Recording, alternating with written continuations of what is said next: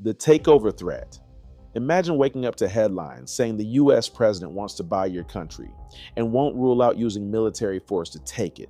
That's Greenland's reality right now.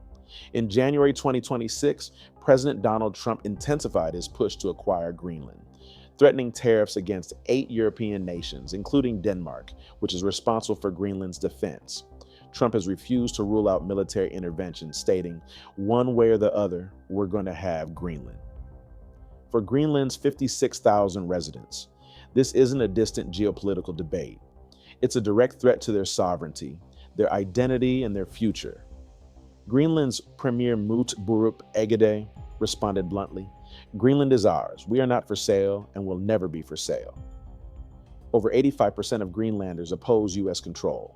Thousands recently marched through Nuuk, the capital, chanting Kalalit Nunat, Greenland's name in their own language, in defiance.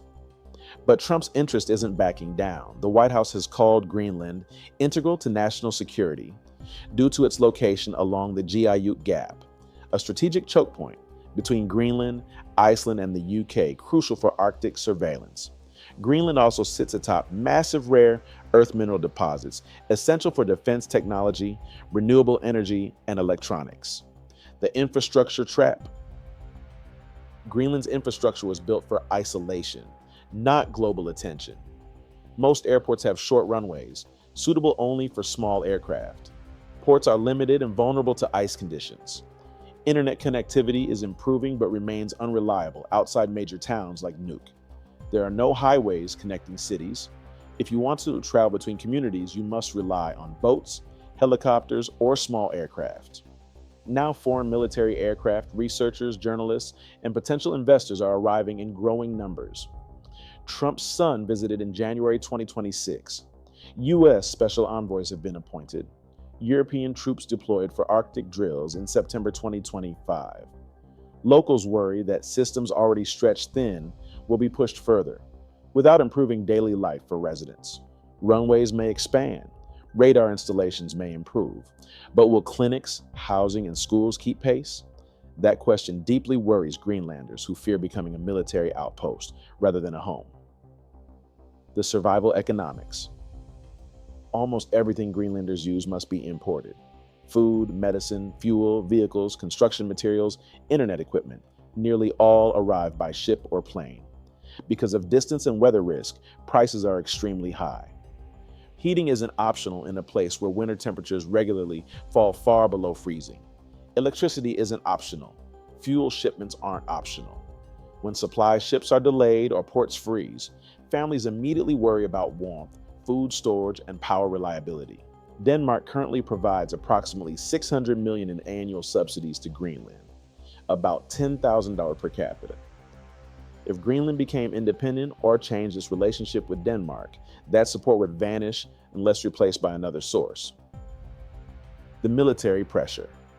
As tensions rise between major powers, Greenlanders hear unfamiliar language entering daily conversation. Missile defense, Arctic security, deterrence, acquisition. The U.S. military has maintained a presence in Greenland since World War II. Thule Air Base, established in 1943, remains America's northernmost military installation.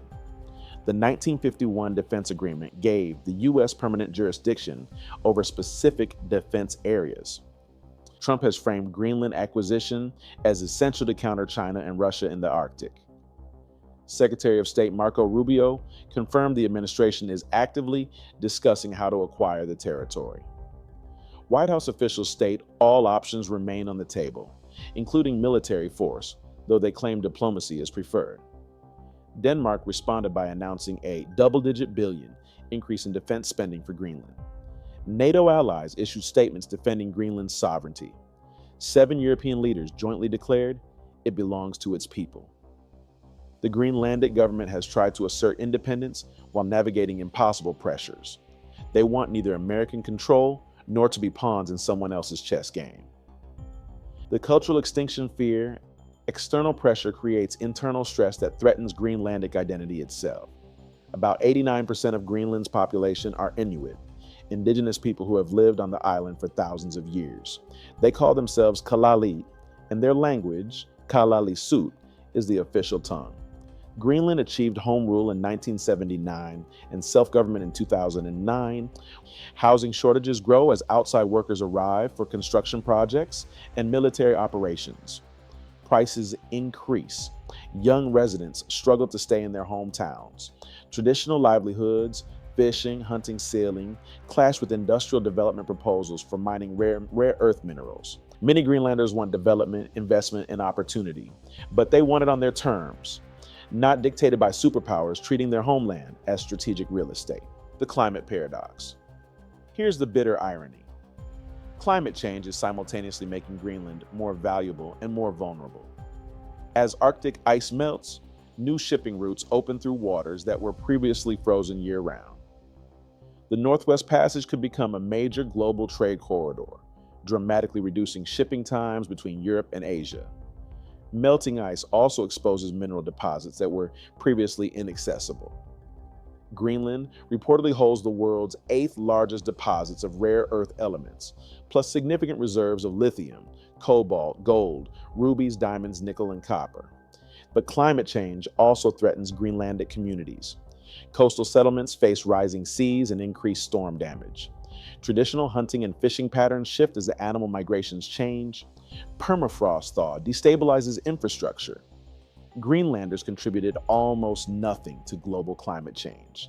They have one of the lowest per capita carbon footprints in the developed world. The sovereignty gamble. Greenland's political status is complicated, and that complication is now its biggest vulnerability. Greenland is an autonomous territory within the Kingdom of Denmark. Denmark handles foreign affairs and defense. Greenland controls domestic policy, natural resources, and has a legal right to declare full independence if its people choose.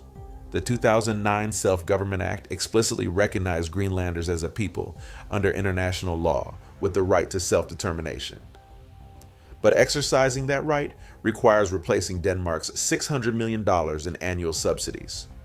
No credible plan exists yet to do so through Greenland's own revenue.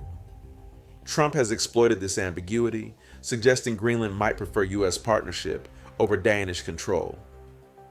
Some Greenlandic politicians have explored what closer U.S. ties might offer, though most firmly oppose outright acquisition. The gamble is existential. How do you assert sovereignty when you can't yet afford it, but delaying means losing the chance entirely? The impossible choice. Greenlanders never asked to be central to global politics. They didn't choose climate change.